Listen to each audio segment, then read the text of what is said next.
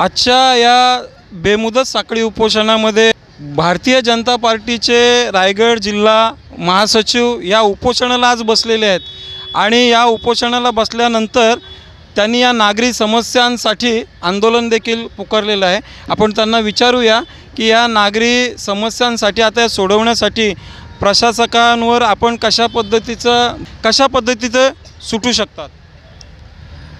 आजचा हा साखळी उपोषणाचा चौथा दिवस आहे। मागचे 3 दिवस मी आनंदवन येत होतो, पण आज या उपोषणाला पाठिंबा देण्याकरता मी दिवसभर बसणार आहे। खरं म्हणजे गेले दीड वर्ष कर्जतमध्ये आता नगरसेवक किंवा लोकशाही मार्गाने व्यवस्था अस्तित्वात नाही आहे। त्यामुळे पूर्ण अधिकारी प्रशासनाला आहेत, परंतु दुर्दैवाने कर्जतचे जे मुख्याधिकारी आहेत यांची तशी मानसिकता दिसत नाही। पहिले जे मुख्याधिकारी होते ते गल्ली वेळात फिरत होते, सहज उपलब्ध होते, हे सहज उपलब्ध होत नाहीत। प्रत्येक गोष्टीकरता परवानग्या किंवा आर्थिक लागत नाही। काही गोष्टी आहेत ह्या फक्त त्यांच्याकडे फक्त करायची मानसिकता सुटू शकतात। उदाहरणार्थ प्रश्न ट्रॅफिकचा असेल, पाण्याचे नियोजन असेल किंवा भटक्या कुत्र्यांचा विषय असेल, परंतु कुठली गोष्ट ही अंगावर घ्यायची नाही अशी एकंदर मानसिकता दिसते।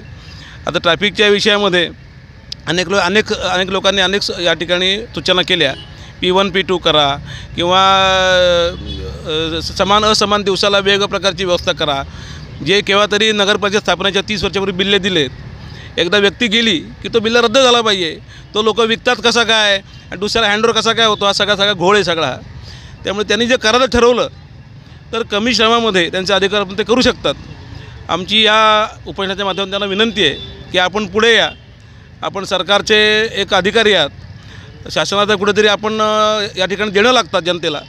आपण पुढे या, इथे कुणाही त्यांच्या विरोधामध्ये काही बोलणार नाही, परंतु आपण काम केलं पाहिजे। काम नाही केलं तर कर्जतचे नागरिक त्यांना आता दाबेरीच्या विचारच्या मनस्थितीमध्ये आहेत। हे आंदोलन कुठल्याही पक्षाचं नाही, कुठल्याही जाती कुठल्याही धर्माचं नाही, कारण मला नागरिकांचं आंदोलन आहे। जसं आंदोलन आता आपण MSVच्या केलं होतं, त्यातून काही चांगले रिझल्ट देखील मिळाले।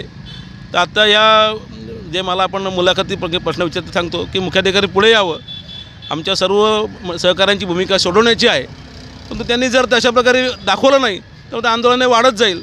मग कदाचित त्यांची निषेध सभा होईल, मोर्चा निघेल, अन्य गोष्टी या होतील। तर पुन्हा त्यांना एकदा कळकीची सर्वांच्या मदत कळकीची विनंती आहे, आपण या चर्चा करा। जे प्रश्न लगेच सोडूया, याला वेळ लागेल त्याला योग्य तो वेळ द्यायची आमची तयारी आहे, असं मला या ठिकाणी वाटतं। ॲड्रेस न झाल्याचं आम्हाला कळवण्यात आलेलं आहे। तर या सर्व मुद्द्यांवर जी काही सकारात्मक कारवाई करायची ती आम्ही करून लवकरच तुम्हाला ह्या बाबतीतले जे काही रिझल्ट द्यायचे ते देऊ।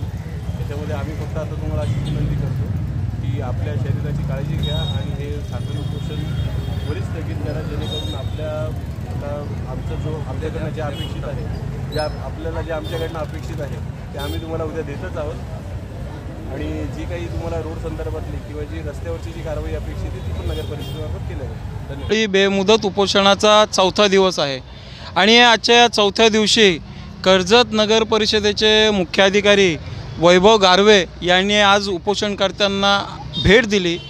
त्या भेटीदरम्यान नेमकं त्यांनी उपोषणकर्त्यांना काय आश्वासन दिलं आणि काय तोडगा निघाला हे आता आपण ॲडव्होकेट कैलास मोरे यांच्याकडनं आपण समजून घेऊया की नेमकं मुख्याधिकाऱ्यांनी तुम्हाला काय आश्वासन दिलं। बरेचशा प्रश्न आपण मांडलेले आहेत 4 महिन्यापासून, त्याच्यातल्या ते प्रश्न आहे तसेच आहेत। काही ठराविक प्रश्न त्यांनी सोडवण्याचा प्रयत्न केलेला आहे।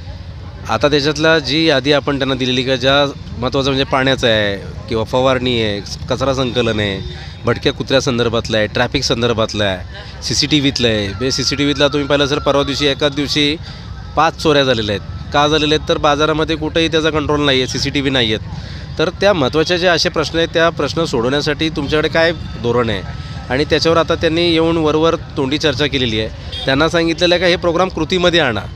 जर कृतीमध्ये ते प्रोग्राम त्यांनी उद्या जरी आणलं, 1 वे सुरू केलेला आहे, 1 वेचा प्रोग्राम त्यांनी जसा सुरू केल्यानंतर 8 दिवस होता तसा जर त्यांनी सुरू केला, उद्या जर त्याच्यापासून सुरुवात केली आणि लेखी आश्वासन जर दिलं आम्हाला का हे 1 वे ट्रॅफिक 1 वे जो रूट आहे हा कंटिन्यूस असा राहील, मग त्याच्यानंतर उद्या जर त्यांनी सकारात्मक जर भूमिका दिली तर उद्या आम्ही 6 वाजता सर्व नागरिकांची बैठक घेऊन सर्वांच्या बरोबर चर्चा विनिमय करून मग हे आंदोलन स्थगित करायचं का काय करायचं त्या संदर्भात निर्णय घेणार आहे। पण यदाकदाचित त्यांनी चर्चा केलेली आणि उद्या किंवा कुठल्याही प्रकारचा प्रतिसाद दिला नाही किंवा कुठलाही प्रोग्राम त्यांनी कृतीत केला नाही तर हे आंदोलन आहे तसंच सुरू राहणार आहे। अशा प्रकारची भूमिका आम्ही कर्जत शहर बचाव समितीने घेतलेली आहे। आपलं कर्जत न्यूज चॅनलला लाईक, शेअर आणि सबस्क्राईब करायला विसरू नका.